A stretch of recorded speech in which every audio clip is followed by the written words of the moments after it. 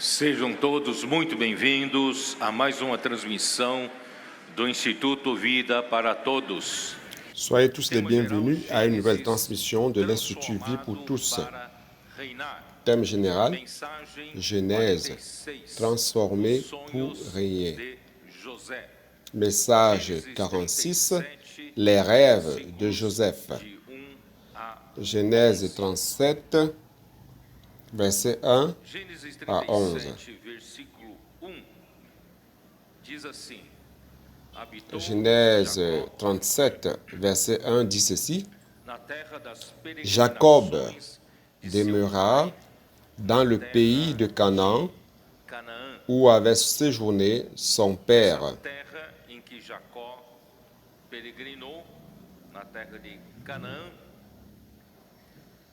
Cette terre que Jacob a parcourue dans le pays de Canaan,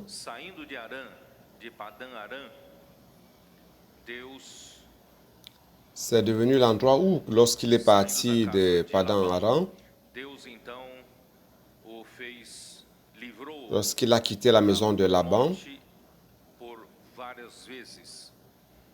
Dieu l'a délivré de la mort plusieurs fois. Labão poderia ter lhe causado algum dano e depois Esaú, seu irmão, il aurait pu souffrir des dommages de la part de Laban, et aussi Ésaü, son frère, pouvait aussi le nuire. Il s'est installé à Sichem, où il a trouvé un endroit favorable pour élever ses enfants, et aussi son troupeau, un champ dont il devait prendre soin. Mais Dieu n'était pas content, Dieu ne voulait pas qu'il reste à Sichem.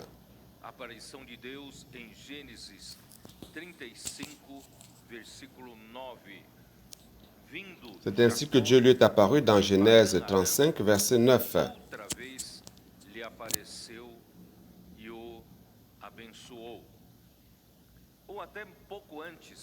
Dieu apparut encore à Jacob après son retour de Padan-Aram et il le bénit.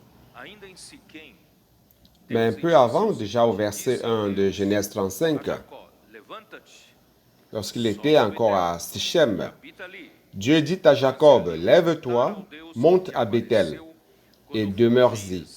Là, tu dresseras un autel au Dieu qui t'apparut, lorsque tu fuyais Ésaü, ton frère. » En d'autres termes, je ne t'ai pas appelé pour que tu restes à Sichem, pour que tu t'établisses confortablement à Sichem. Je t'ai appelé depuis le rêve où je t'ai apparu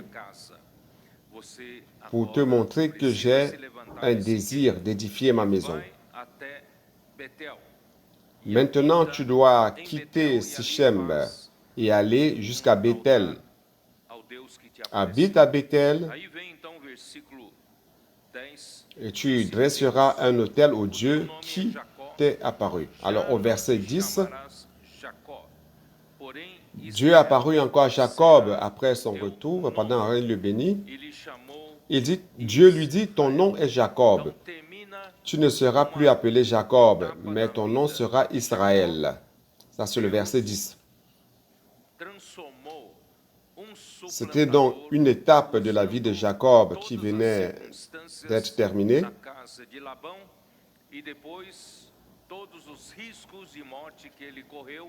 Dieu a utilisé toutes les circonstances dans la maison de Laban et tous les risques de mort qu'il a connus lorsqu'il a quitté la maison de Laban, et même la situation à Sichem. Mais Dieu l'a délivré. C'était donc deux étapes de la transformation de la vie de Jacob. Alors, une nouvelle étape allait commencer, l'étape qui allait initier sa maturité. Je vous ai dit que dans Romains chapitre 5, allons lire de nouveau ce verset, je trouve cela très important. Romains chapitre 5, Versículo 2 fala da esperança da glória, porque nós somos chamados verset por 2 Deus parle de l'espérance de la gloire. Nous avons été appelés par Dieu pour la gloire de Dieu. Je ne vais pas beaucoup m'attarder dessus maintenant pour l'expliquer.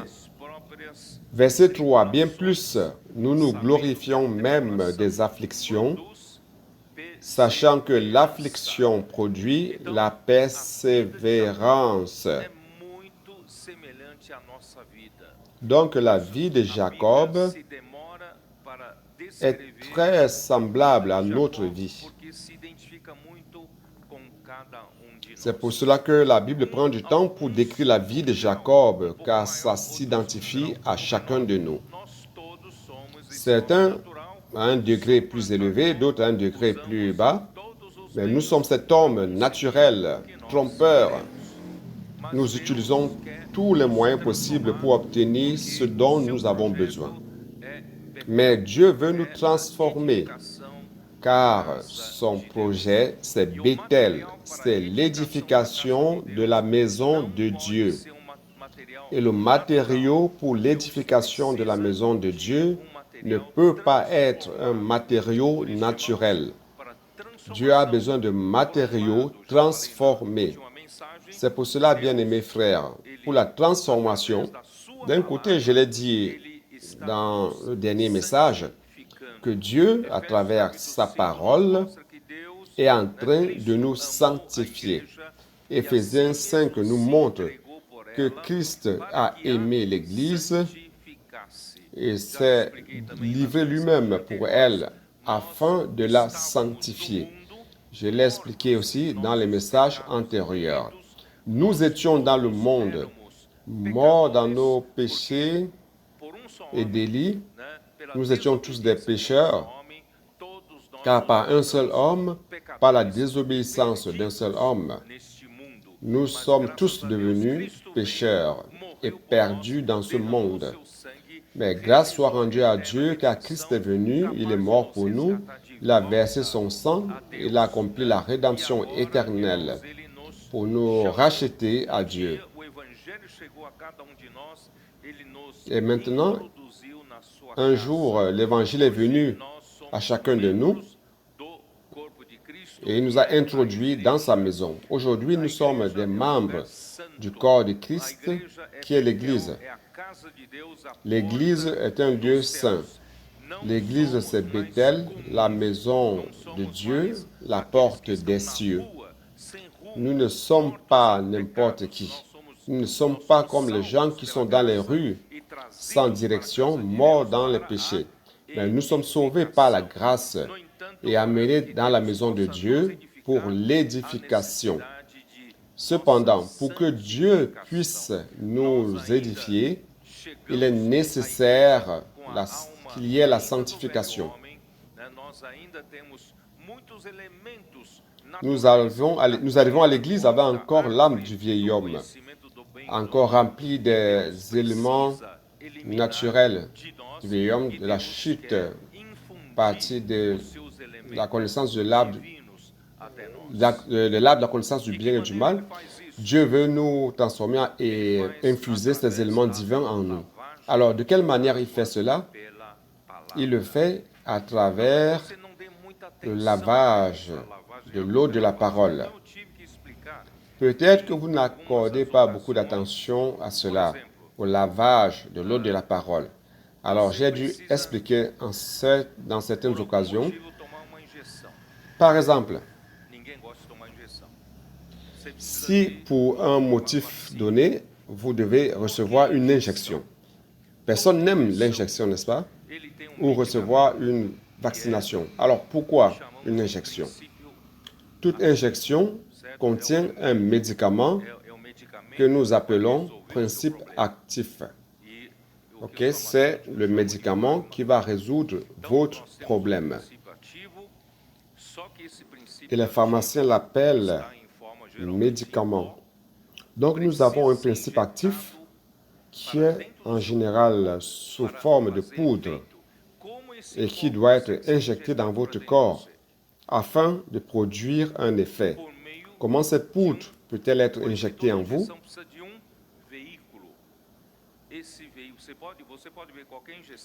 Donc, toute injection a besoin de véhicule.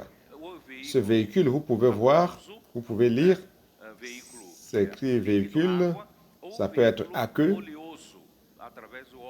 un véhicule qui est liquide, qui est de l'eau, ou un véhicule qui est huileux à travers l'eau. Et les injections huileuses font très mal. Donc, frère, pour mettre le principe actif dans votre corps, il est nécessaire qu'il y ait un véhicule. Dieu est ce principe actif. La vie de Dieu, c'est ce principe actif. La vie de Dieu guérit ce vieil homme. Ça guérit cet homme naturel en éliminant les éléments du vieil homme et mettant les éléments de Dieu en nous. Alors, quelle est la manière de faire cela, chers frères? C'est à travers la parole. La parole, c'est le Fils. La parole, c'est Christ. La parole, c'est le véhicule. Donc, à travers la parole, Dieu, comme principe actif, parvient à entrer en vous. Dieu a créé en vous un esprit humain qui est capable de recevoir cette parole à travers l'esprit. Donc, chers frères, dans le jardin d'Éden, il y avait l'arbre de vie. L'arbre de vie, c'est tout simplement le Fils Christ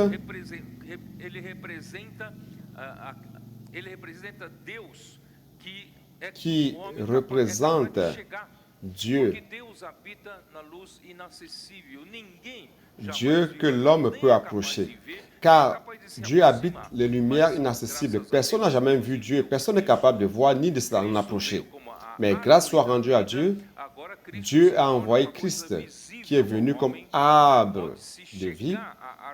Maintenant, Christ est devenu visible à l'homme. On peut s'approcher de l'arbre de la vie. Le chemin de l'arbre de la vie a été ouvert de nouveau à nous autres qui croyons au Seigneur Jésus. Seulement, depuis que Christ a été crucifié, mort et ressuscité, il est devenu l'Esprit. Vous ne croyez pas? Jean 7, 37 à 39, qu'est-ce qu'il a dit? Au dernier jour de la fête juive, Jésus s'est levé et s'est écrié que celui qui a soif qui vienne à moi et qu'il boive. Celui qui croit en moi, en lui couleront, en lui jailliront de fleuves d'eau vive. Il disait cela par rapport à l'Esprit que ceux qui ont cru en lui allaient recevoir. Donc, jusqu'à ce moment-là, il n'y avait pas encore l'Esprit dans le sens de couler jusqu'à l'homme, car Jésus n'avait pas encore été glorifié. Mais Jésus est mort, il a accompli la rédemption éternelle, Dieu l'a ressuscité, Dieu l'a glorifié, et aujourd'hui, il est revenu à nous sous la forme de l'Esprit. Il est dans notre esprit. Si vous croyez en Jésus, Jésus est en vous, il est dans vous, dans votre esprit. Et cet esprit, c'est quoi? Ce sont des fleuves d'eau vive qui coulent. Des fleuves d'eau vive jailliront de ceux qui croient au Seigneur Jésus. Donc, chers frères, il y a le Père comme vie, comme essence de Dieu, comme substance de Dieu qui est la vie. Tout ce qui est en Dieu, Dieu est vie, il est amour, il est lumière, Dieu est justice, il est sainteté, Dieu est la gloire elle-même. Tout cela, chers frères, c'est dans ce principe actif. Mais vous ne voyez pas cela, vous ne savez pas où ça se trouve. Donc Dieu est devenu visible à travers Christ, l'arbre de la vie. Mais cet arbre de la vie un jour est mort pour nous. Cet arbre de la vie s'est transformé en fleuve, en esprit qui coule sans arrêt. À partir du moment où ce fleuve s'arrête, frère, l'œuvre de Dieu s'arrête aussi. Dieu ne pourra pas accomplir son œuvre si le fleuve s'arrête. Donc, chers frères, si nous utilisons les enseignements de la Bible comme de l'eau stagnante, comme une théologie systématique, l'œuvre de Dieu s'arrête, chers frères. Dieu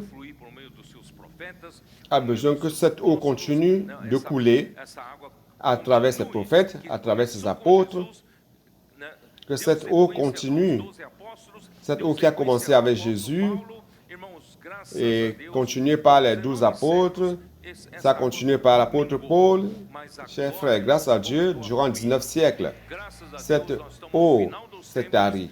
Mais aujourd'hui, ça a commencé à couler de nouveau. Nous sommes à la fin des temps et cette eau commence à couler de nouveau. Cette eau qui commence à couler de nouveau, chers frères, lorsque nous recevons de cette eau, elle élimine notre être naturel, nos éléments, les éléments du péché, de la mort, de la nature pécheresse.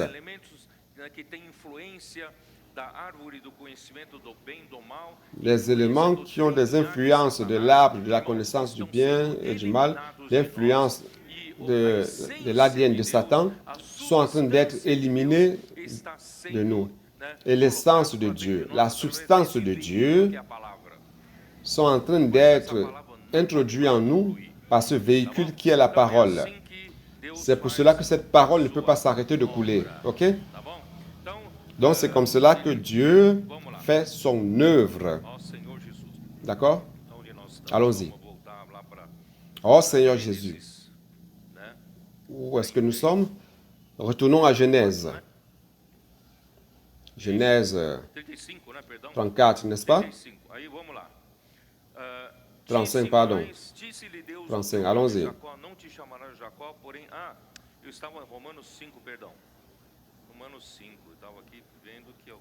Pardon, j'étais plutôt dans Romains 5. Romains 5. Je me suis rendu compte que je m'étais perdu. Donc, Romains 5, chers frères.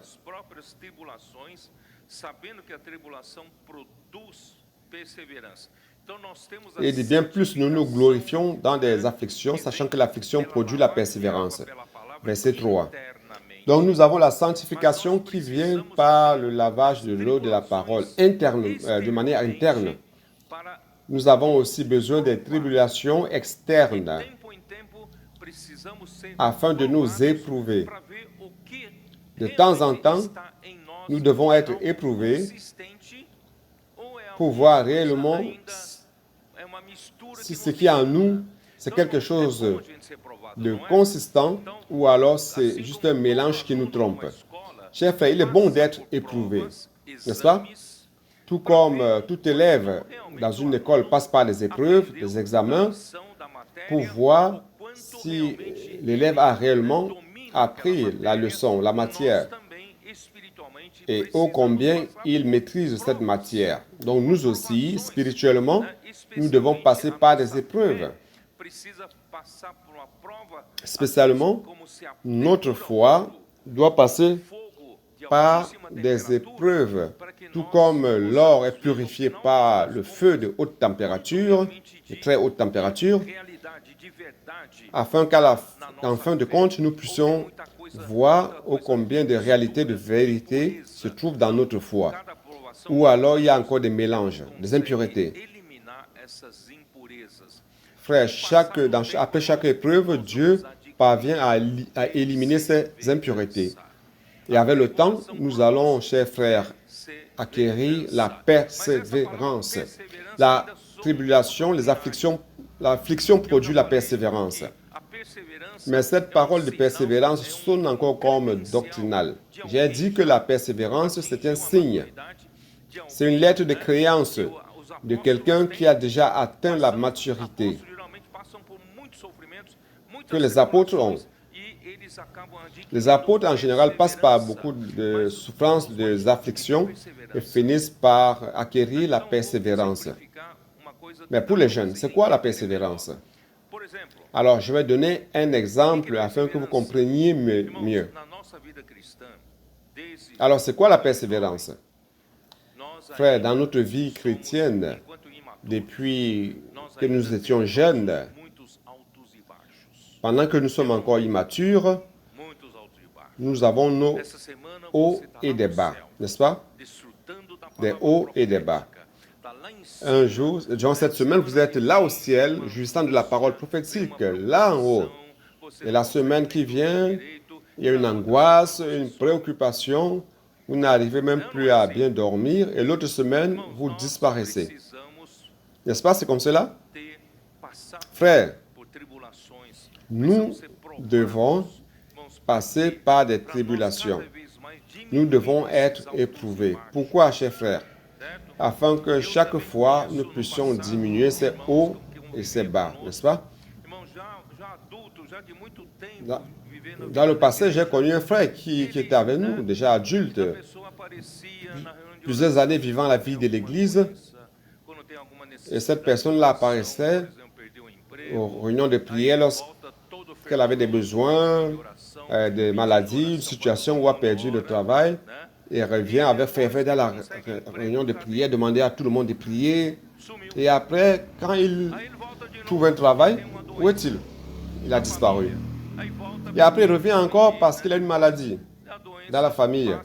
Il revient demander, et après la maladie, quand la maladie passe, il disparaît de nouveau de la vie de l'Église. Chers frères, vous pensez que Dieu peut compter sur quelqu'un qui est comme cela pour édifier sa maison? Imaginez donc, vous êtes en train d'être préparé pour être la colonne dans l'édifice de Dieu. Et cette colonne, aujourd'hui, soutient une charge. Et demain, une tribulation vient, une situation difficile, et elle disparaît. La maison va tomber. Donc, chers frères, Dieu a besoin des hommes qui ont de la persévérance, c'est-à-dire la constance. Nous devons avoir la constance. Qu'il pleuve ou qu'il vente, qu'il y ait les tribulations, les afflictions, les persécutions, les situations difficiles, chers frères, nous sommes toujours fermes. Jacob est parvenu à ce point. Et le Dieu Tout-Puissant lui est apparu. Lorsque vous arrivez à ce point, le Dieu, c'est El Shaddai qui vous apparaît. Retournons. Bon, de la persévérance vient l'expérience. Et là, vous êtes déjà un homme mature qui a de l'expérience. Et votre seule espérance, c'est le retour du Seigneur. Un frère ici a dit dans la communion là en bas, avant la réunion, il a dit que les chrétiens ne comprennent pas. Pourquoi nous demandons toujours au Seigneur de revenir très tôt? En général, les chrétiens demandent au Seigneur d'attendre un peu pour qu'il se prépare. Mais vous êtes des personnes qui, chaque fois, demandent au Seigneur de revenir. Il faut demander au Seigneur d'attendre un peu parce que je ne suis pas encore préparé. Non, il est temps de se préparer. Dans la vie de l'Église, étant lavé par cette eau de la parole, il est temps, on a encore du temps pour se préparer. Donc, frères, après avoir acquis la persévérance, nous gagnons encore de l'expérience et en fin de compte, nous avons l'espérance. Et l'espérance, c'est l'espérance du retour du Seigneur. L'espérance de la glorification.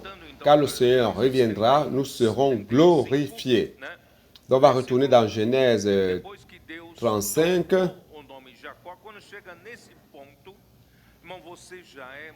Après que Dieu ait changé le nom de Jacob, arrivé à ce point-là, vous êtes déjà constant, vous n'avez plus de hauts et des bas.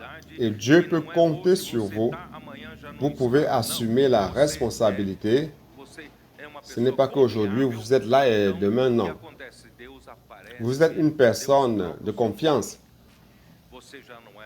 Et qu'est-ce qui se passe? Dieu apparaît et Dieu change votre nom. Tu n'es plus Jacob, mais tu es Israël. Frère, Dieu est en train de te préparer pour régner. La vie de l'Église c'est une école de princes. C'est une école de rois. Jacob est en train d'être préparé pour régner. Car la suite de Jacob, c'est Joseph. Car Joseph, c'est la partie régnante de Jacob. Et aujourd'hui, Dieu est en train de te préparer pour régner. Tu peux te dire, mais pourquoi passer par tout cela? Tant de tribulations, de difficultés, etc., etc. D'ici peu, je veux parler des adolescents qui arrivent à 17 ans, ils ne comprennent pas pourquoi. Maintenant, ils doivent changer le confort de la jupe de maman, le confort de la maison, où ils pouvaient dormir tard, et passer toute la journée sur le téléphone, et après on l'envoie au CPEV. Ils se disent, qu'est-ce que je fais ici au CPEV? J'ai des restrictions d'utilisation de téléphone, il y a de l'heure pour se lever, l'heure pour faire l'immersion. Il y a l'heure pour se lever, l'heure pour faire l'immersion avec les frères. Mais pourquoi tout cela? Dieu est en train de te préparer pour être un prince.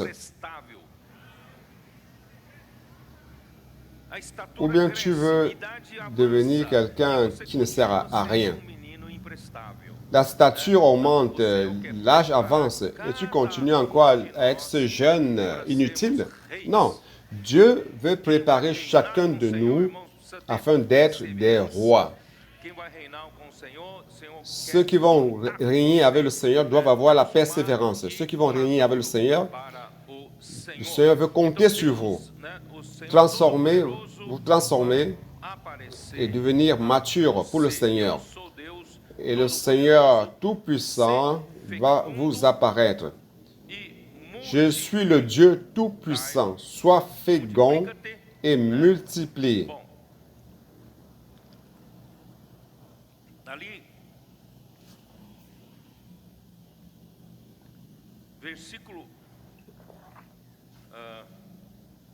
Versículo 6 ainda, 35.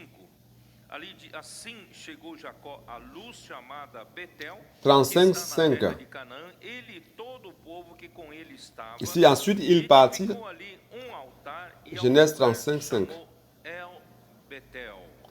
35, 6. Jacob arriva dans un lieu, tous ceux qui étaient avec lui à Luz, qui est Bethel, dans le pays de Canaan.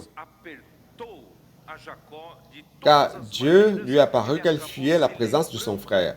Finalement, Dieu a apprécié Jacob de toutes les formes et il a fini par se rappeler d'où il avait eu le rêve lorsqu'il fuyait son frère qui voulait le tuer. Le Seigneur s'est révélé à lui et lui a révélé Bethel. C'est dans Genèse 28, n'est-ce pas? Et dans Genèse 28, lorsqu'il a eu cette vision, il a fait un vœu, n'est-ce pas? Qu'est-ce qu'il a dit au Seigneur?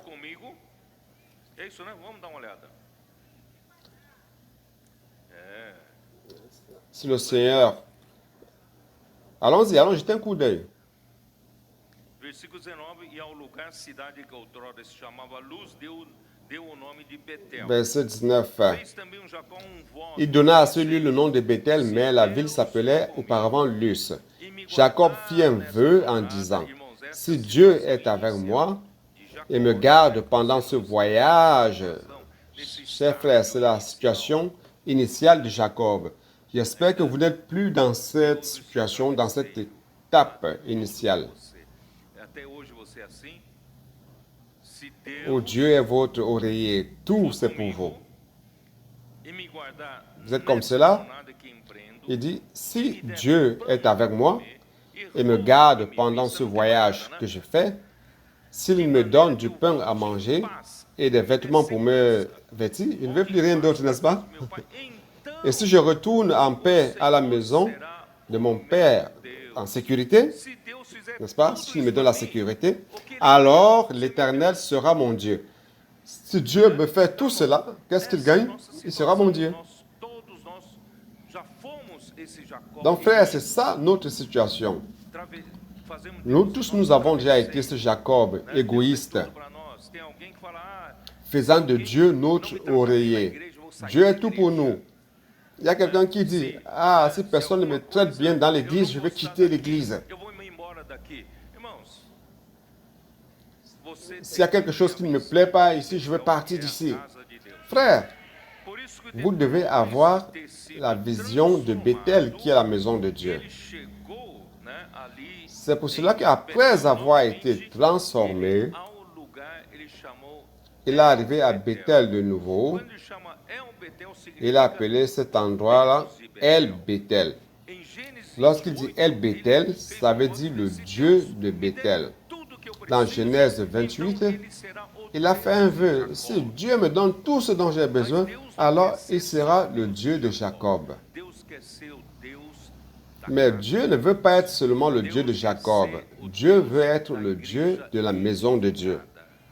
Dieu veut être le Dieu de l'Église édifiée. Le Dieu de chacun de nous. Nous étant transformés, matures, comme colonnes, ainsi nous édifions la maison de Dieu. Et notre individualité disparaît, notre égoïsme disparaît et nous sommes prêts à faire la volonté de Dieu. Ça, c'est le grand changement dans la vie de Jacob. Oh Seigneur Jésus, allons-y. Vous vous rappelez, lorsque El Shaddai est apparu à Abraham, ça je l'ai déjà dit plusieurs fois dans Genèse 17. De la même manière, lorsque El Shaddai est apparu à Abraham, chers frères, Abraham avait déjà tout fait pour aider Dieu à avoir un enfant. Il voulait avoir un enfant, Abraham. Mais cela n'a donné que des problèmes.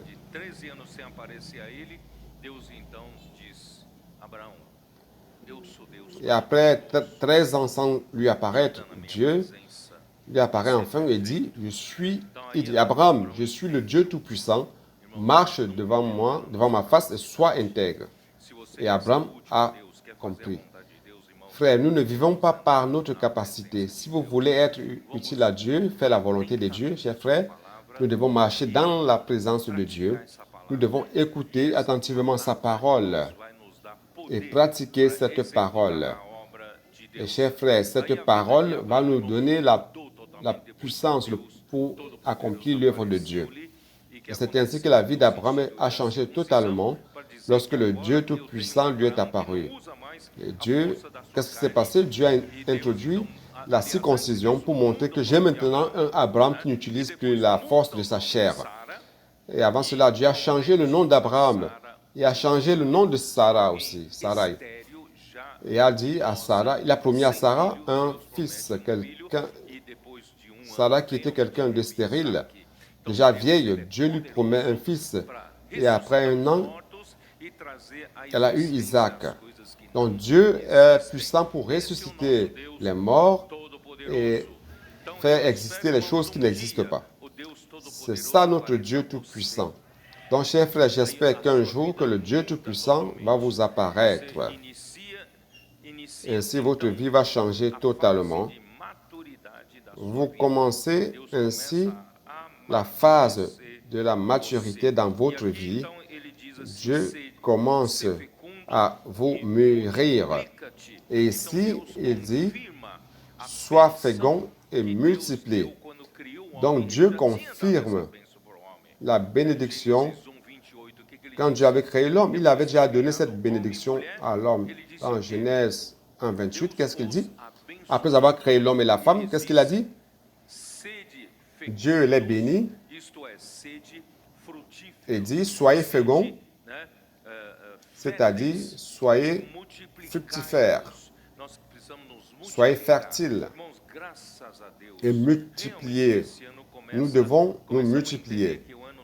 Nous rendons grâce à Dieu. Réellement, durant cette année, nous avons commencé cette année en comprenant que c'est une année de fructification.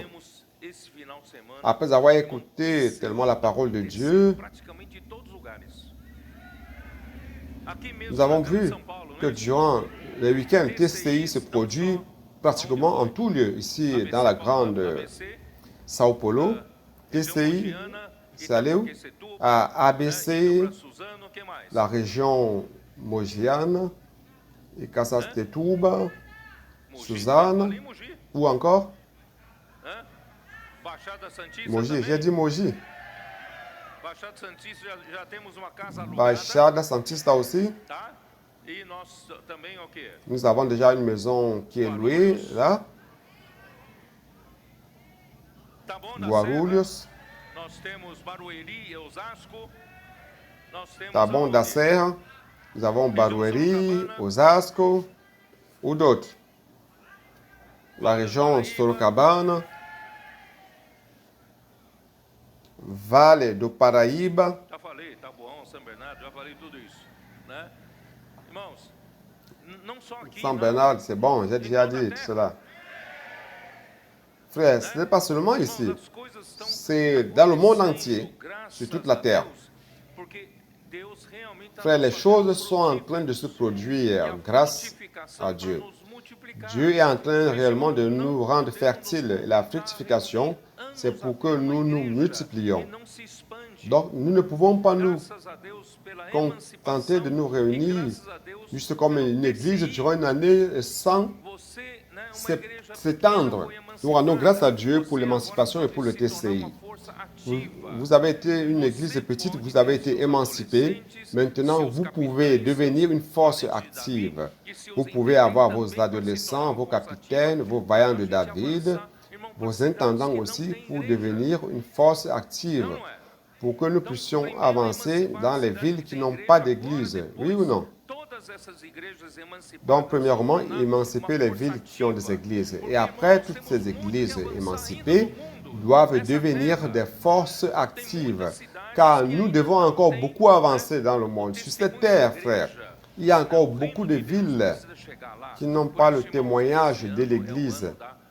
Le royaume de Dieu doit y arriver. C'est pour cela, chers frères, que cette année, c'est l'année de la fructification. Nous devons continuer à faire cela. Faisons cela avec une plus grande intensité. Je crois que le Seigneur, chaque fois plus, va nous bénir. Et c'est ça qu'il a dit à Jacob, sois fécond, multiplie. Et deviens une nation, et une multitude de nations viendra de toi. Qu'est-ce que cela veut dire? C'est quoi une nation? Israël.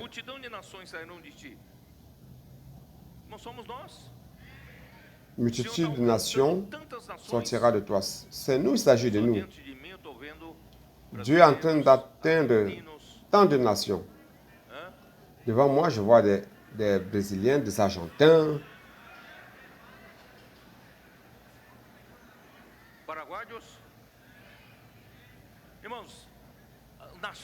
les Paraguayens. Faire des nations, le Seigneur est en train de conquérir des nations. Une multitude de nations sortira de toi et des rois sortiront de tes reins. Qui sont ces rois? Qui est-ce qui est en train d'être préparé pour être roi? Ah, maintenant vous avez compris, n'est-ce pas? Des rois sortiront de toi.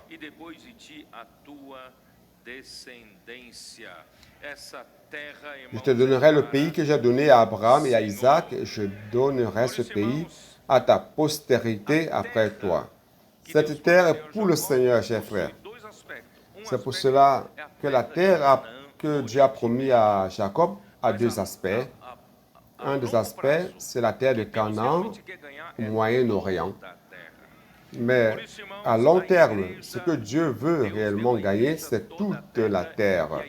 C'est pour cela que, chers frères, Dieu a donné l'Église à toute la terre. Et l'Église doit la conquérir. Alors, comment la conquérir? Matthieu 24, 14, qui le sait? E será pregado este evangelho do reino por todo o mundo. Cette bonne nouvelle du royaume sera prêchée dans le monde entier pour servir de témoignage à toutes les nations. Alors viendra la fin. Frères, nous ne sommes pas en train de vivre ici sur terre pour rien, ou occuper de l'espace pour rien, pour conquérir une carrière de succès professionnel, une belle maison, pour Nous, pour notre maison, une belle maison pour nous, frères. Tout cela ne vaut rien. Nous sommes ici pourquoi, frère? Pour conquérir toute la terre. Pourquoi conquérir toute la terre? La terre nous appartient. Peut-être que vous n'avez jamais pensé à cela. Dans votre espérance, c'est de recevoir un jour l'espérance de votre Père. Mais frère, notre héritage est plus grand que cela. C'est toute la terre. Ce que Dieu promet, par exemple, Dieu a promis la terre à Abraham, n'est-ce pas? Est-ce qu'il a donné à Abraham un titre de propriété pendant qu'il vivait? Non. Abraham est parti d'ici sans même une once, sans une parcelle de terre. Et il a donné à sa descendance après. Et sa descendance a dû conquérir. Il a dû la conquérir. Vous comprenez? Donc Dieu promet de te donner, mais tu dois conquérir. Dieu nous a promis que nous devons hériter toute la terre. Tout le monde veut hériter la terre. Alléluia. Je vais être un roi qui va régner sur toute la terre. Mais vous devez conquérir. Ah, je n'aime pas cette partie. Pour conquérir, qu'est-ce qu'il faut faire? Prêcher l'évangile du royaume. Que font les colporteurs? Ils prêchent l'évangile du royaume. Que font les églises qui vont au CPF durant les week-ends? Prêcher l'évangile du royaume. Que font les colporteurs lorsqu'ils vont au Pâques? Étant être perfectionnés pour prêcher l'évangile du royaume. Qu'est-ce que les frères du TCI font en émancipant les églises? Prêchant l'évangile du royaume. Frères, si vous voulez hériter la terre, vous devez la conquérir. Caleb voulait hériter Hébron. Il a dû conquérir Hébron. C'est pour cela, frère, que ce n'est pas les mains croisées que nous allons recevoir sur un plateau d'or. Mais nous devons conquérir. Allons conquérir? Pour conquérir, il y a la sueur, il y a le labeur, il y a des géants. Vous voulez regarder, vous voulez voir les géants?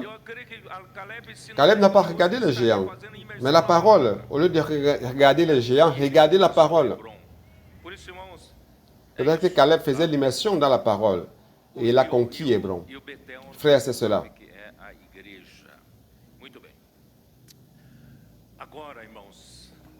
Et Bethel, vous savez que c'est l'Église. Très bien. Maintenant, frère, retournons. Je dois maintenant parler de ce que je n'ai pas pu dire à Lima, ce que je n'ai pas pu parler à Lima. J'ai lu le chapitre 37, verset 1. Jacob demeura dans le pays de Canaan où avait séjourné son père. Je vous ai déjà conté toute cette histoire. Maintenant, verset 2. Voici la postérité de Jacob. Joseph a âgé de 17 ans. C'est l'histoire de Jacob ou l'histoire de Joseph? C'est l'histoire de Jacob. Joseph, c'est l'extension de l'histoire de Jacob. Donc Dieu a préparé Jacob jusqu'à maintenant. Il l'a transformé en 2 étapes de transformation très fortes. Et maintenant, c'est le moment de maturité qui commence. Et dans la maturité, Dieu prépare Joseph pour montrer l'aspect de Jacob qui est en train d'être préparé pour être roi, pour être un gouvernant qui va régner sur quelque chose ici sur terre. Ton frère Joseph, c'est l'extension de Jacob sur l'aspect régnant. Mais ça commence avec un âge. Quel âge s'agit-il? Joseph, âgé de 17 ans, faisait paître le troupeau avec ses frères. Cet enfant était auprès des fils de Bilia et des fils de Zilpa, femme de son père, et Joseph rapportait à leur père leurs mauvais propos. Israël aimait Joseph plus que tous ses autres fils parce qu'il l'avait eu dans sa vieillesse. Et il lui fit une tunique de plusieurs couleurs. José, Très bien. ele Donc Joseph, era menino 17 anos. Aqui o Espírito está querendo mostrar, irmãos, vamos prestar Joseph atenção. était un jeune de Os nossos 17 ans. adolescentes que vêm vindo, graças a Deus, pela casa de Ce que l'Esprit veut nous montrer, estão andando por prêtons bom attention caminho. É isso. à nos adolescents que nous avons par la grâce de Dieu. Il est à la maison des adolescents, ils sont sur le bon chemin, ils aiment la simplicité et on voit l'amour qu'ils ont pour la parole. Energia de vida. Et Dieu leur a donné donc une portion spéciale, une énergie de vie Simplicidade. et qui nous ont apporté tant de vie, tant d'énergie à cause de la simplicité. Pode terminar Mes frères, cette simplicité se nós não cuidarmos. Vocês entenderam? peut s'arrêter avec 17 ans Chega-se aos si 17 nous ne anos de faisons idade, pas attention, vous já comprenez? não é mais adolescente. Aí começa Parce qu'à partir de 17 ans, para outros jovens, ils ne sont plus adolescents. de idade, começa a querer amar aquelas outras coisas que os Certains jeunes à cet âge amam, ou começa a se commencent à aimer les choses que les jeunes du monde aiment não se preocupar ou commencent à se e agora distraire se preocupar. avec beaucoup de choses qui ne les intéressaient pas avant, mais maintenant ils commencent à s'y intéresser. Ok? Donc nous devons bien prendre soin de cette tranche d'âge, 17 ans Ou você d'âge. Pourquoi? Parce que c'est la croisée des chemins. escola preparatória de príncipe, Ou alors, ou você vai se vous afundar. allez à l'école préparatoire des princes, Importante. vous allez vous noyer dans le monde. Aí vem Donc c'est très important, vous comprenez? a parte que eu não consegui dar em Lima, né? Tá, então vamos Et voici donc la partie que je n'ai pas pu lá, Senhor Jesus. donner à Lima. Allons-y. Seigneur Jésus. Por isso eu disse En lá em premier lieu, Lima, né? Nós precisamos preparar os nossos c'est pour cela que j'ai dit à Lima, emancipados de adolescência, nous devons préparer nos jeunes, les émanciper. o ensino médio, 17 ans, né? E é uma encruzilhada, ils terminent le lycée, o sustento, c'est la croisée des chemins, família, né? E muitas la profession, preocupações la que subsistance, ele não la tinha aos 13 anos de famille idade. Ele não tinha aos 14 anos de idade. Ele começa a ter. et les préoccupations qu'ils n'avaient pas lorsqu'ils avaient 13 ans ou 14 ans. Maintenant, ils commencent à les avoir. Uma orientação, irmãos, é Et ils commencent donc à se distraire. Et s'il n'y a pas une orientation, alguém que nós c'est le moment où nous risquons de les perdre. Nous ne devons pas perdre quelqu'un encaminhá-los para serem pour qui le Seigneur a tellement investi. ser reis. Nous voulons les conduire afin d'être préparés pour être des rois, des princes. Nessa faixa etária terminado o ensino médio, que Donc nous recommandons que lorsqu'ils terminent le lycée, à cet âge, qu'ils passent 6 mois au CPEV. Dans ces 6 mois de CPEV, cela va les aider, principalement lorsqu'ils sortent du confort du foyer, du confort de la maison, et qu'ils vont avoir un autre régime de vie, un autre rythme de vie. Car ils deviennent des soldats. Chers frères, un soldat ne peut pas dormir jusqu'à midi. Vous dormez jusqu'à midi, un soldat doit toujours être prêt pour la bataille.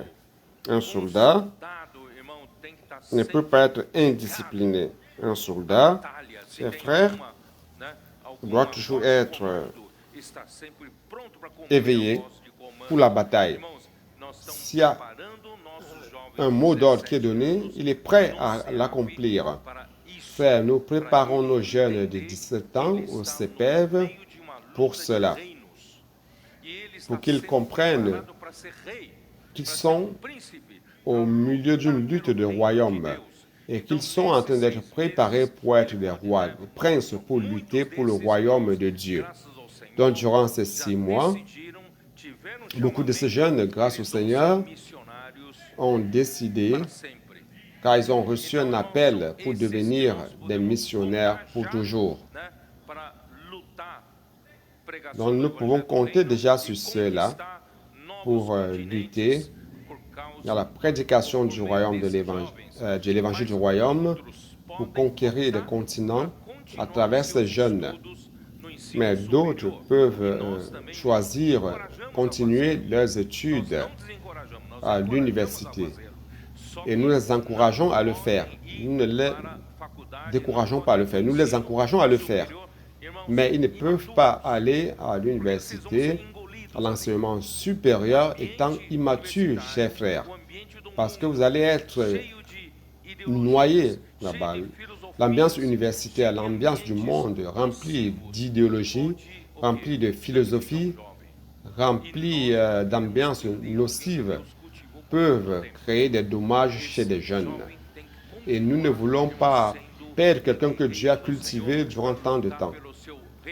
Ce jeune, donc, doit continuer à être un guerrier du Seigneur pour lutter pour le royaume de Dieu, même étant à l'université. Si vous devez étudier, étudiez bien. Ne faites pas de vos études juste quelque chose de secondaire. Ou celui qui veut faire le colportage, ne soyez pas le colporteur juste secondaire. Si vous êtes à l'université, étudiez bien.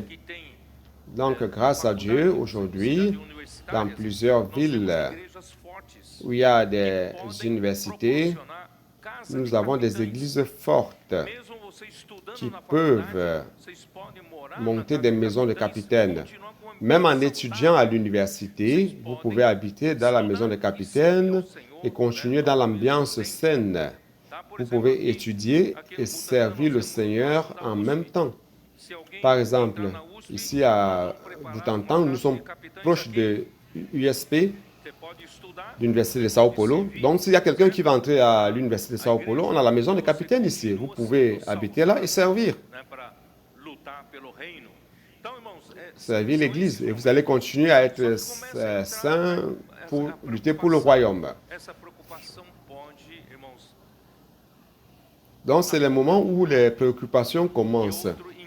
Et frères, ces préoccupations peuvent noyer un jeune. Et aussi, de l'autre côté, nous ne voulons pas que ce jeune de 17 ans pense beaucoup. Nous, on trouve que c'est très tôt de commencer à penser à former une famille. Mais vous savez qu'à cet âge, cette tranche d'âge, tout le monde a déjà des antennes. Vous comprenez ce que je veux dire? Les antennes sont déjà... les jeunes sœurs, les jeunes frères, tout le monde avait les antennes déjà bien dressées à la recherche de quelque chose. Mais nous voulons éviter cela car ils sont encore jeunes pour cela. Mais si cela se produit, que ce soit dans une ambiance saine,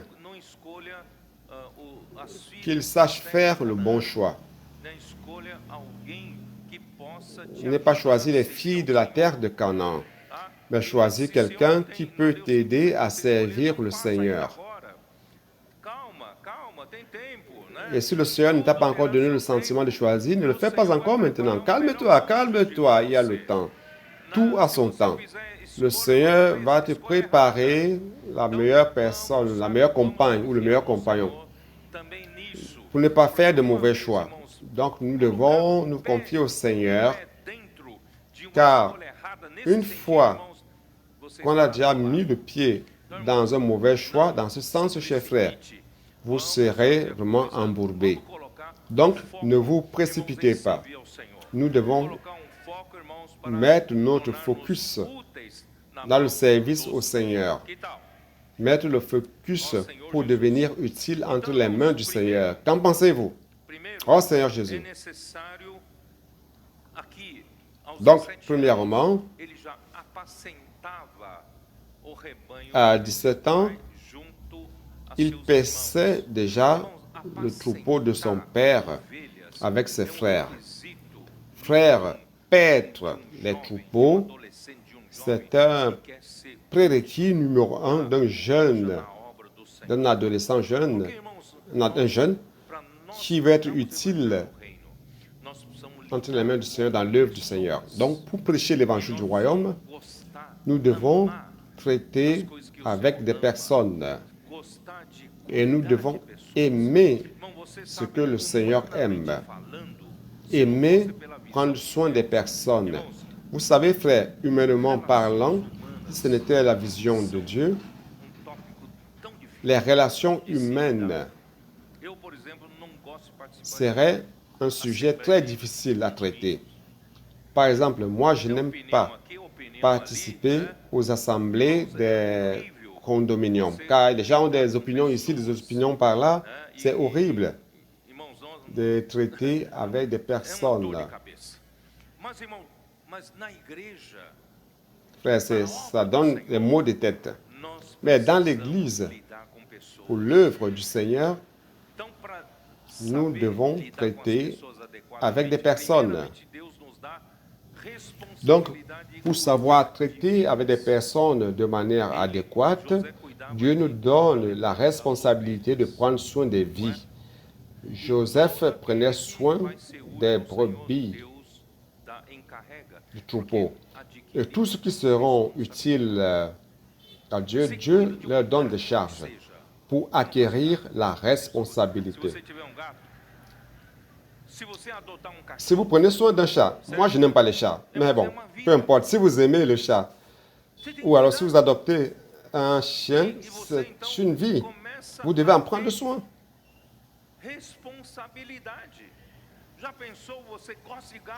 Et ainsi vous commencez à avoir de la responsabilité.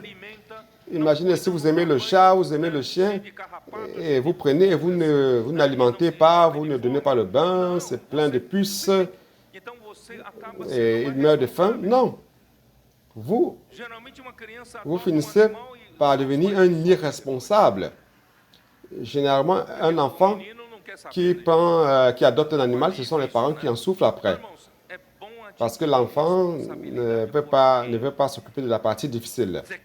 Donc, frère, il est bon d'acquérir la responsabilité vis-à-vis de quelqu'un. Vous voulez régner avec le Seigneur? C'est quoi régner? Dans notre idée, vous savez, cette idée de roi, de prince, ce bel homme qui a tous les privilèges, qui s'assoit sur le trône, qui envoie tuer, qui envoie apporter tout ce qu'il veut. Non. Régner, c'est prendre soin des personnes. Qui est-ce qui veut gouverner des nations?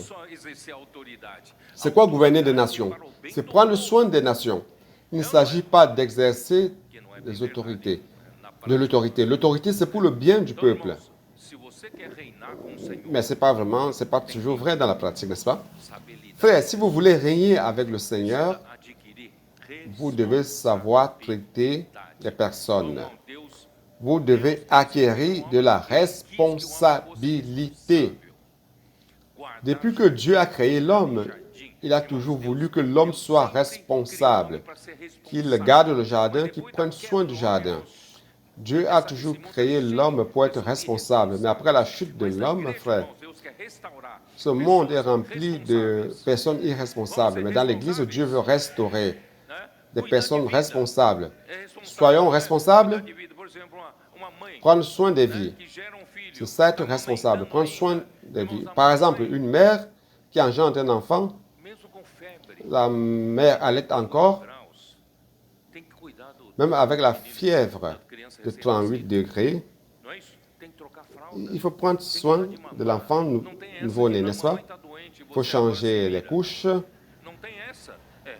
donner à téter. L'enfant ne va pas dire, je suis malade. La maman ne va pas dire, je suis malade, fils, débrouille-toi, je ne vais pas te donner à téter. Non, c'est une responsabilité de vie. Donc nous devons être comme cela. J'ai préparé. Celui qui nous donne l'exemple d'un jeune qui a bien pris soin des brebis pour régner, c'était David, n'est-ce pas? Donc j'ai sélectionné certains versets, 1 Samuel 17, 1 Samuel 16, 1 à 7. 1 Samuel 16, 1 à 7. L'Éternel dit à Samuel, « Quand cesseras-tu de pleurer sur Saül? Je l'ai rejeté afin qu'il ne règne plus sur Israël. Remplis ta corne d'huile et va. Je t'enverrai chez Isaïe. Bethlémite, car j'ai vu parmi ses fils celui que je désire pour roi. Samuel alla dans la maison d'Isaïe, et Isaïe emmena ses enfants qui étaient tous grands, beaux. Et au verset 7, l'Éternel parle à Samuel. L'Éternel dit à Samuel, ne prends point garde à son apparence, ni à la hauteur de sa taille, car je l'ai rejeté. Car il y a des enfants qui sont venus d'abord, les autres filles. L'Éternel ne considère pas ce que l'homme considère. L'homme regarde à ce qui frappe les yeux, mais l'Éternel regarde au cœur. Isaïe fait donc passer devant Samuel tous ses fils, n'est-ce pas? L'Éternel dit, c'est pas celui-ci, c'est pas celui-ci, c'est pas celui-ci. Samuel a dit, mais tu n'as plus d'enfant? Il dit, non, il y a encore un. Mais pourquoi tu ne l'as pas appelé? Non, je pense que ça ne peut pas être lui. Il est en train de prendre soin des brebis. C'est au verset 11. Puis Samuel dit à Isaïe, sont ceux-là tous tes fils? Et il répondit, il reste encore le plus jeune, mais il fait paître les brebis. Mais je pense que ce n'est pas lui. Samuel alors dit à Isaïe, envoie le chercher, car nous ne nous placerons pas avant qu'il ne soit venu ici. Donc nous n'allons pas manger avant qu'il soit venu, n'est-ce pas? Il y a quelqu'un qui est en train de manger là. Bon, Isaïe l'envoya chercher. Or, il était blond, avec de beaux yeux et une belle figure. L'Éternel dit à Samuel, lève-toi, oins-le, car c'est lui. C'est lui. Samuel prit la corne d'huile et l'oignit au milieu de ses frères. L'Esprit de l'Éternel saisit David. À partir de ce jour et dans la suite, Samuel se leva et s'en alla à Rama.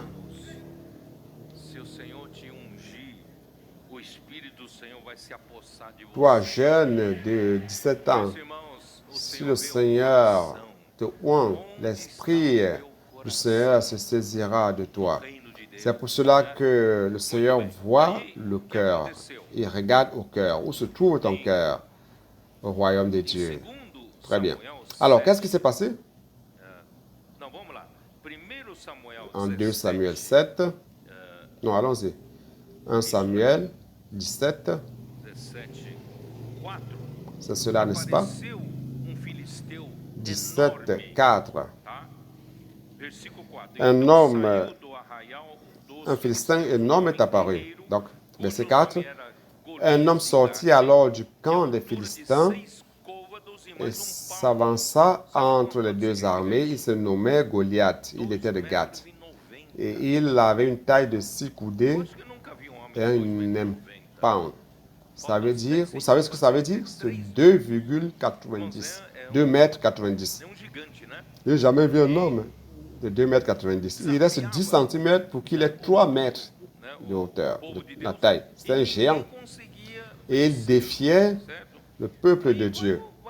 Et personne n'arrivait à le vaincre. Et voilà David qui vient encore tout jeune.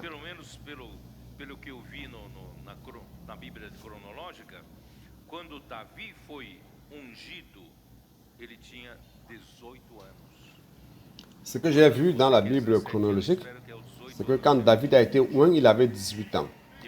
Donc, vous avez 17 ans maintenant. J'espère qu'à 18 ans, le Seigneur va vous oindre. Et que vous aurez un autre esprit. L'esprit d'un roi.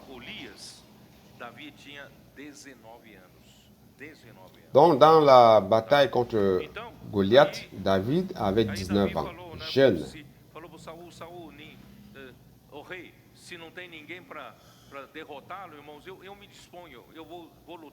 David dit à Saül, le roi, s'il n'y a personne pour le battre, je me mets à disposition. Et Saül a dit, rien, n'est-ce pas? Qui es-tu?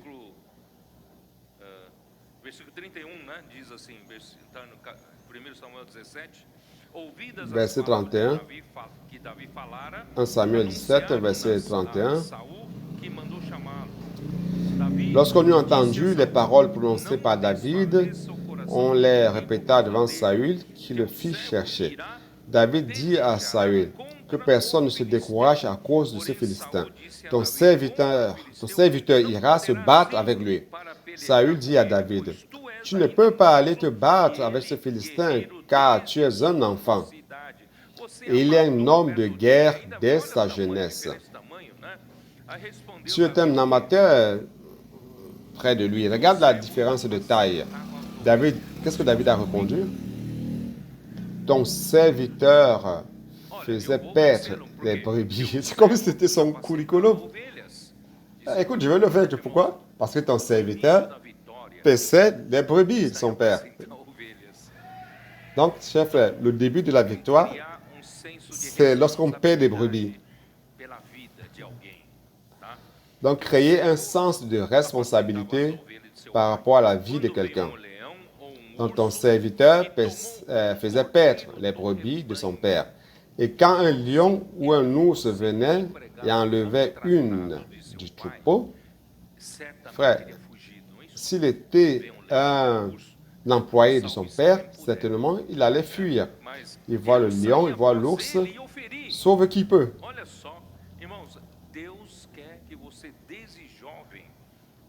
Il dit, mais je courais après lui et je le frappais. Donc le Seigneur veut que vous, étant jeune encore, que vous appreniez à être responsable pour une vie et que vous risquiez votre vie pour cette vie-là. Je courais après lui et je le frappais et j'arrachais la brebis de sa gueule. Il se dressait contre moi, je le saisissais par la gorge. Je le frappais et je le tuais. Wow. On n'arrive pas à imaginer comment il réussit à faire cela. C'est ainsi que ton serviteur a terrassé le lion et l'ours, et il en sera du Philistin, de cet incirconcis, comme de l'un d'eux, car il a insulté l'armée du Dieu vivant. Amen, frère. Votre foi, sa foi, était en Dieu. Il savait que Dieu était un Dieu vivant. Comment ce jeune savait que Dieu était vivant? Dans l'expérience où il faisait paître, il a expérimenté que Dieu était un Dieu vivant. Donc vous qui êtes adolescent, émancipé, arrivant à 18 ans, vous devez avoir l'expérience de ce que notre Dieu est vivant. Dans des situations impossibles, Dieu est vivant. Vous devez avoir cette expérience. Si vous êtes toujours accroché à la jupe de maman, vous n'allez pas avoir cette expérience. Mais maintenant, vous pouvez avoir cette expérience par vous-même. Vous devez mûrir. Je plaisante toujours en disant que quand vous entrez comme un enfant, mais vous devez sortir comme un homme. Donc vous entrez comme un bleu, mais vous sortez comme un prince pour régner dans le royaume du Seigneur. David dit encore, l'Éternel m'a délivré de la griffe du lion et de la patte de l'ours, me délivrera aussi de la main de ce Philistin. Verset 37. Et Saül dit à David, va et que l'Éternel soit avec toi. Oh Seigneur Jésus. Vous savez ce qui s'est passé, n'est-ce pas? Verset 45. David dit aux Philistins, tu marches contre moi avec l'épée, la lance et le javelot, et moi je marche contre toi au nom de l'Éternel des armées, du Dieu de l'armée d'Israël que tu as insulté. Nous n'allons pas dans les rues pour prêcher l'évangile du royaume avec notre capacité, avec des tas de garde-corps pour nous protéger derrière. Non, nous allons au nom du Dieu, au nom de l'Éternel des armées, n'est-ce pas? Et qu'est-ce qui s'est passé? Versículo 46. Hoje mesmo o Senhor te entregará nas minhas mãos, ferir-te-ei, tirar-te-ei. Verset 46. Aujourd'hui, l'Éternel te livrera entre mes mains. Je t'abattrai et je te couperai la tête. Aujourd'hui, et je donnerai les cadavres du camp des Philistins aux oiseaux du ciel et aux animaux de la terre. et toute la terre saura qu'Israël a un Dieu. Tous sauront qu'il y a un Dieu dans l'Église. Ici, c'est la maison de Dieu, la porte des cieux. Verset 47. Et toute cette multitude saura que ce n'est ni par l'épée, ni par la lance que Dieu sauve, car la victoire appartient à l'Éternel et il vous livre entre nos mains. C'est pour cela que la victoire nous appartient. Oh Seigneur Jésus. Allons-y. Jean chapitre 10.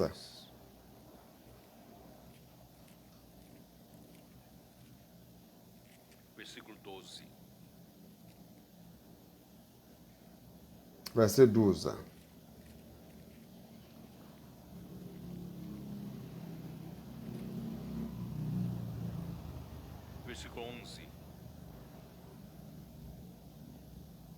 Verset 11. Eu sou bom pastor.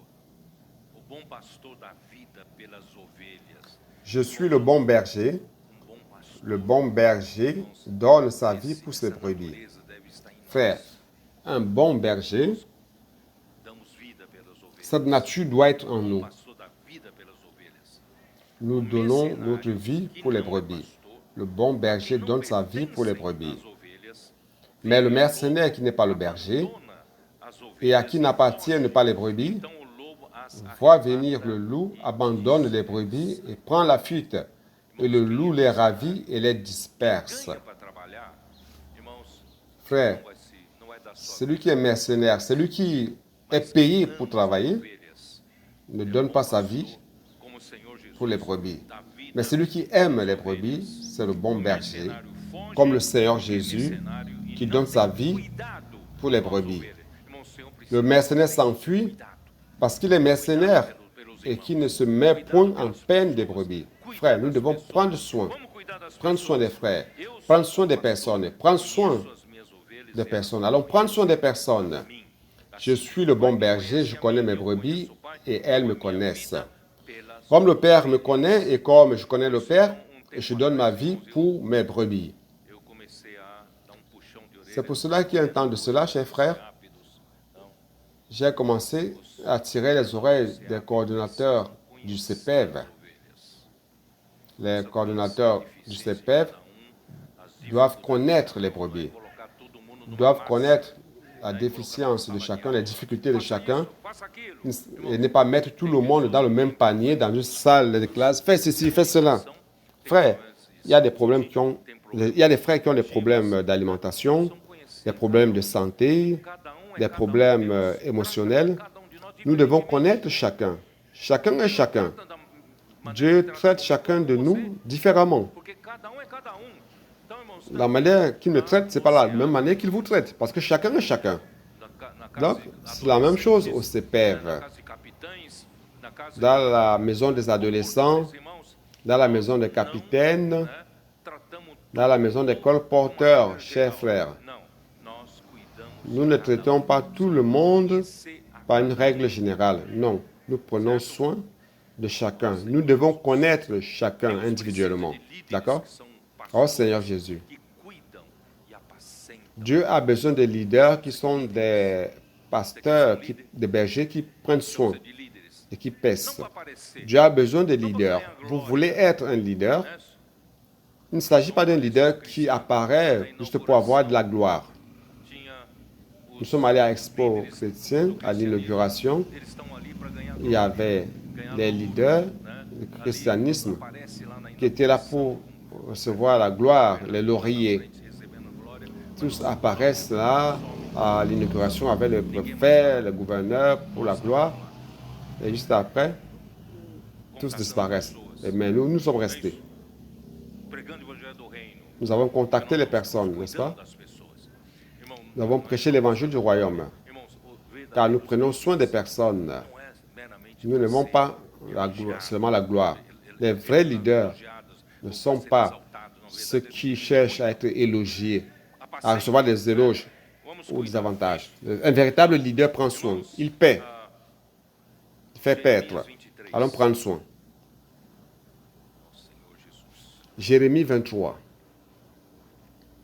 Oh Seigneur Jésus. Jeremias 23, versículo 1 a 4. Jérémie 23, Ai dos pastores que versets 1 à destroem 4. e dispersam as ovelhas Malheur do aux meu pasteurs pasto, qui diz o détruisent et dispersent le troupeau de mon pâturage, dit l'Éternel. contra os pastores que apacentam C'est pourquoi ainsi parle l'Éternel, le Dieu d'Israël.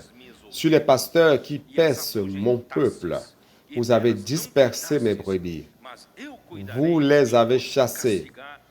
Vous n'en avez pas pris soin. Voici, je vous châtierai à cause de la méchanceté de vos actions, dit l'Éternel. Frère, l'Éternel a les regards fixés. Il regarde le cœur. Et je rassemblerai le reste de mes brebis de tous les pays où je les ai chassées.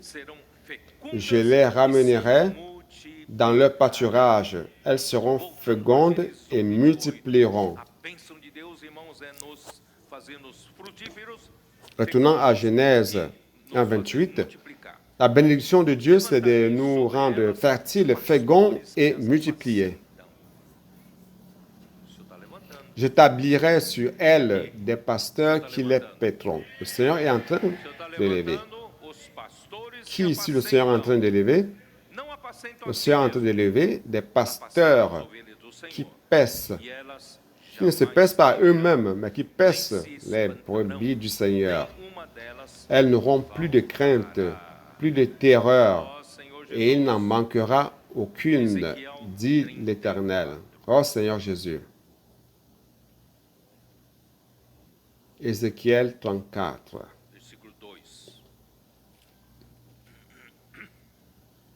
Verset 2. Filho do homem, profetiza contra os pastores de Israel. Profetiza e dize-lhes, assim diz o Senhor Deus, ai dos pastores de Israel que se apacentam a si mesmos. Fils de l'homme, prophétise contre les pasteurs d'Israël, prophétise et dis-leur aux pasteurs. Ainsi parle le Seigneur l'Éternel. Malheur aux pasteurs d'Israël qui se paissent eux-mêmes. Les pasteurs ne devraient-ils pas paître les troupeaux?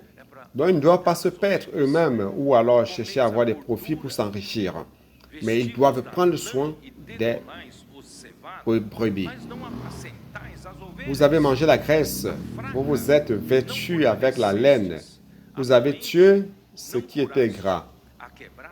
Vous n'avez point fait paître les brebis. Vous n'avez pas fortifié celles qui étaient faibles, guéri celles qui étaient malades. Pensez celles qui étaient blessées. Lui prendre soin des blessures, n'est-ce pas? Vous n'avez pas ramené celles qui étaient égarées. Cherchez celles qui étaient perdues, mais vous les avez dominées avec violence et avec dureté. Elles se sont dispersées parce qu'elles n'avaient point de pasteur. Elles sont devenues la proie de toute la bête des champs. C'est pour cela que Jésus est venu sur terre dans Matthieu 9, où il est écrit qu'il a vu des multitudes comme des brebis sans pasteur. Il est venu parmi le peuple de Dieu, parmi les Juifs, qui devaient avoir des pasteurs qui prennent soin d'eux, mais toutes les brebis étaient perdues. Il n'y avait pas de pasteur pour les paître. Verset 6. Mon troupeau est errant sur toute la montagne et sur toutes les collines élevées. Mon troupeau est dispersé sur toute la face du pays. Nul n'en prend soin, nul ne le cherche. C'est pourquoi, pasteur, écoutez la parole de l'Éternel. Je suis vivant, dit le Seigneur, l'Éternel, parce que mes brebis sont au pillage et qu'elles sont devenues la proie de toutes les bêtes des champs, faute de pasteurs, parce que mes pasteurs ne prenaient aucun souci de mes brebis, qu'ils se paissaient eux-mêmes et ne faisaient point paître mes brebis. Cause de cela, pasteur, écoutez la parole de l'Éternel. Ainsi parle le Seigneur. Ainsi parle le Seigneur l'Éternel. Voici, j'en veux aux pasteurs e não se je, apacentarão je mais. reprendrai mes brebis d'entre leurs mains. Donc, Livrarei as il va minhas exiger ovelhas da sua boca, de passer entre nos mains. para que Je ne les laisserai plus perdre mes já brebis não et ils ne sirvam se de perdront pasto. plus Porque assim eux-mêmes. diz o Senhor Je Deus, délivrerai mes brebis de leur bouche et elles ne procurarei seront as minhas plus ovelhas pour e eux as une proie. buscarei. Car ainsi Como parle o pastor l'Éternel, busca o seu rebanho no car dia ainsi em que parle le encontra Seigneur l'Éternel, ovelhas voici j'aurai dispersas, soin moi-même de mes assim brebis, buscarei et as j'en minhas ferai la ovelhas, revue. Comme un pasteur livrá-las-ei inspecte son de troupeau todos os quand il est lugares au para onde milieu de foram ses brebis espalhadas éparses, no dia ainsi je ferai revue de mes da brebis et je les penugem e recueillerai escuridão. de tous les lieux où Tirá-las-ei dos elles ont povos e as été dispersées conquistarei au dos jour des diversos nuages et de países. É a nossa vez, l'obscurité. irmãos. Je les retirerai Assim d'entre les introduzirei na peuples, sua je les terra, rassemblerai apacentá-las-ei des nos montes diverses de Israel, contrées junto às et je les ramènerai dans leur torrentes pays. e C'est em notre tour, frère. todos Je les os ferai paître sur les lugares, montagnes d'Israël, le long des em ruisseaux todos os et lugares dans tous les lieux habités onde du está? pays. Perdão. Junto às correntes, irmãos, que são essas correntes? Corrente das águas. Correntes C'est quoi les aqui ruisseaux são dont il est question canais. ici? Les ruisseaux d'eau. Quem é canal do rio Ce da sont água des da vida? canaux. Des canaux. Qui est-ce qui est un canot d'eau de vie? Irmão Un que colporteur. prega o evangelho, você Un que frère cuida das pessoas, qui prêche você l'évangile. que coloca alguém Vous qui prenez soin des câmara de personnes. energização, você supre Vous qui com a palavra, mettez quelqu'un dans la chambre d'énergisation. faz esse rio, água corrente, Vous qui alimentez par la parole, vous êtes un canal qui fait en sorte que cette eau courante puisse sauver des personnes et paître de bons pastos des e nos brebis. altos montes d'Israel será a sua pastagem deitar-se. Je les ferai paître dans un bon pâturage et leur demeure sera sur les montagnes élevées d'Israël. Là, elles reposeront dans un agréable asile et elles auront de grands pâturages sur les montagnes d'Israël. C'est moi qui ferai paître mes brebis, c'est moi qui les ferai reposer, dit le Seigneur l'Éternel. Vous pouvez continuer à lire, je ne vais pas continuer à le faire car je n'ai pas assez de temps. Precisam entender Donc, frère, dans le Nouveau Testament, les leaders des églises doivent comprendre que nous ne traitons pas les personnes d'une manière impersonnelle. Nous ne sommes pas une institution religieuse qui ne se préoccupe que par les nombres. Il y a beaucoup de personnes dans notre groupe. L'œuvre de Dieu a tellement cru qu'on a un grand nombre. Il se préoccupe seulement du nombre. Mais frère, Dieu nous a remis des vies pour prendre soin et paître. Nous ne sommes pas une usine de fleurs artificielles, mais nous traitons avec des vies humaines. C'est le plus grand bien que Dieu nous a confié. Frère, le plus grand bien que Dieu nous a confié, ce n'est pas cette propriété, ce sont les personnes. Donc, frère, nous devons prendre soin de chacun dans ses manquements humains, tant physiques que émotionnels, prendre soin de leur croissance spirituelle et leur perfectionnement pour l'œuvre du Seigneur avec empathie et beaucoup d'amour. L'apôtre Pierre, 1 Pierre 5, 1 Pierre 5, verset 1. Rogo-vos, pois, aos presbíteros que há entre vós, presbítero como eles e testemunha. Voici les exhortations que j'adresse aux anciens qui sont parmi vous, moi ancien comme eux, témoin des souffrances de Christ et participant de la gloire qui doit être manifestée. Frère, un ancien dans l'Église, ce n'est pas tout simplement une autorité qui exerce une autorité pour dominer le troupeau de Dieu. Non, un ancien est là principalement pour paître les brebis, prendre soin de ses brebis. Et prendre soin de ses brebis participe des souffrances de Christ. Paissez le troupeau de Dieu qui est sous votre garde, non par crainte, mais volontairement, non par contrainte, mais volontairement, selon Dieu, non pour un gain sordide, mais avec dévouement.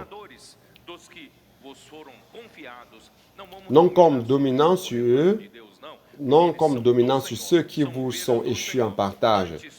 Il ne s'agit pas de dominer sur le troupeau de Dieu, car ils sont du Seigneur. C'est le troupeau du Seigneur. Mais en étant le modèle du troupeau, notre vie doit toujours être un modèle. Les gens nous regardent.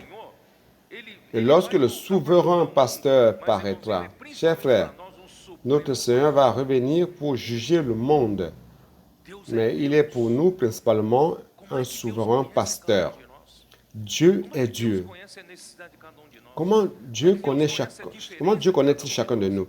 Comment connaît-il les besoins de chacun de nous? Comment Dieu connaît-il les différences parmi nous? Comment prend-il soin de chacun de nous? N'est-ce pas, c'est le souverain pasteur? Il a tant de choses pour se préoccuper, mais il se préoccupe de vos détails, de votre vie, oui ou non? C'est donc de cette manière que Dieu veut que nous paissions les troupeaux du Seigneur. Lorsque le souverain pasteur apparaîtra, vous obtiendrez la couronne incorruptible de la gloire. Pourquoi Pierre a cette vision si claire de prendre soin des troupeaux de Dieu? Parce qu'il avait commis une erreur. Qu'est-ce qu'il avait fait? À la veille de la crucifixion, il a dit à Jésus, « Jésus, même si tout le monde t'abandonne, moi jamais je ne t'abandonnerai. » Et le Seigneur lui a dit, « En fait, ce soir même, aujourd'hui, avant que le coq ne chante 3 fois, avant que le coq ne chante, tu vas me régner 3 fois. » Et il a réellement régné le Seigneur 3 fois et le coq a chanté. Il y a un récit dans l'un des évangiles qui dit que Jésus l'a regardé à ce moment-là. Et il est parti, il est sorti, il a pleuré amèrement. Il pensait que Jésus n'aurait plus besoin de lui pour continuer son œuvre. Mais lorsqu'il est ressuscité, il a envoyé dire, il a dit, « Dis à mes disciples et à Pierre, il a mentionné son nom, qu'ils m'attendent là, ou en Galilée, qu'ils m'attendent là, je vais leur apparaître. » Et réellement, au dernier chapitre de l'évangile de Jean, il est allé là-bas attendre, mais il n'a pas supporté d'attendre. Il attendait, sa famille mourait de faim, il n'avait plus d'argent pour le prochain repas. Il a dit, je vais aller pêcher. Et les autres 6 disciples qui étaient avec lui ont dit aussi, oui, nous allons avec toi. Vous voyez comment le modèle est important. Le modèle entraîne tout le monde. Je vais aller pêcher. Les autres disent aussi, oui, je vais aller avec toi. Et ils sont allés pêcher toute la nuit, la journée, tous des grands pêcheurs professionnels, et ils n'ont rien pris du tout. Et voilà quelqu'un qui apparaît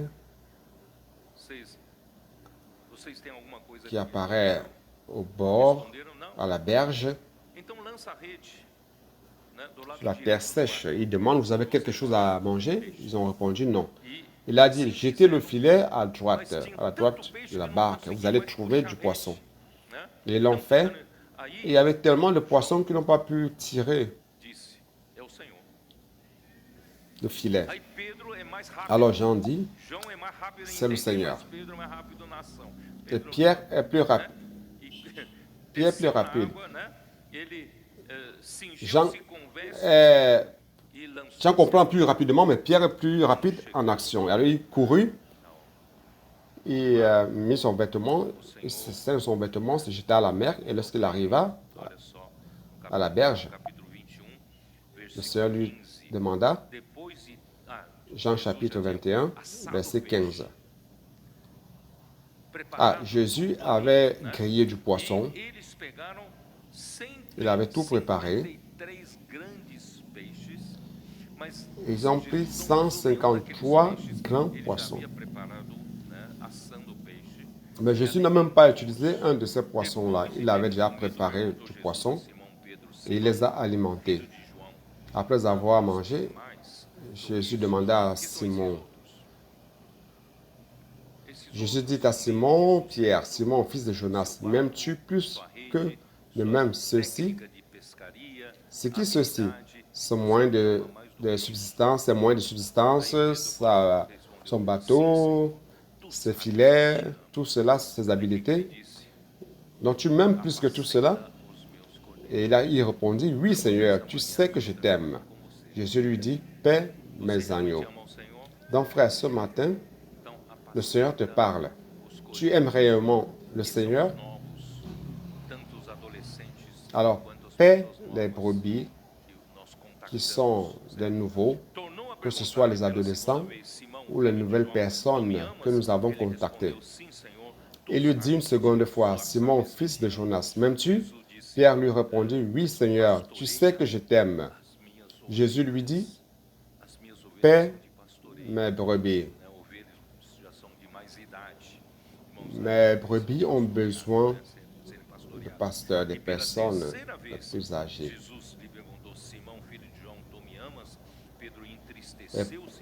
Et il lui dit pour la troisième fois, Simon, fils de Jonas, m'aimes-tu? Pierre fut attesté de ce qu'il lui avait dit pour la troisième fois, m'aimes-tu? Et il lui répondit, Seigneur, tu sais toutes choses. Tu sais que je t'aime. Jésus lui dit, paie mes brebis. Frère, c'est cela.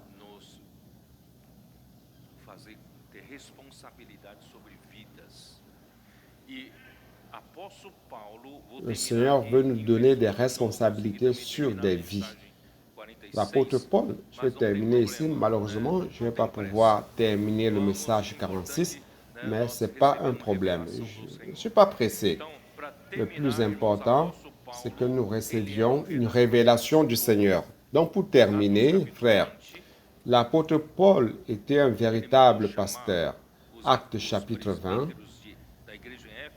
Il a envoyé, appelé les anciens de l'église d'Éphèse à Milet, car il était de passage. Et qu'est-ce qu'il leur dit? Verset 17. Acte 20. Cependant de Milet, Paul envoya chercher à Éphèse les anciens de l'église. Lorsqu'ils furent arrivés vers lui, il leur dit, « Vous savez de quelle manière, depuis le premier jour où je suis entré en Asie, je me suis sans cesse conduit avec vous. » Frère, il ne s'agit pas d'être un chef sur les brebis. Servir le Seigneur et servir les frères avec humilité. Servir le Seigneur, on doit avec toute humilité et larmes. Servant le Seigneur en toute humilité, avec larmes et au milieu des épreuves, de ça prendre soin des vies. Car traiter les vies humaines, ce n'est pas facile, c'est avec des larmes, des épreuves. Que me suscitaient des embûches des Juifs? Vous savez que je n'ai rien caché de ce qui vous était utile et que je n'ai pas craint de vous prêcher, de vous enseigner publiquement dans les maisons, annonçant aux Juifs et aux Grecs la repentance envers Dieu et la foi en notre Seigneur Jésus-Christ.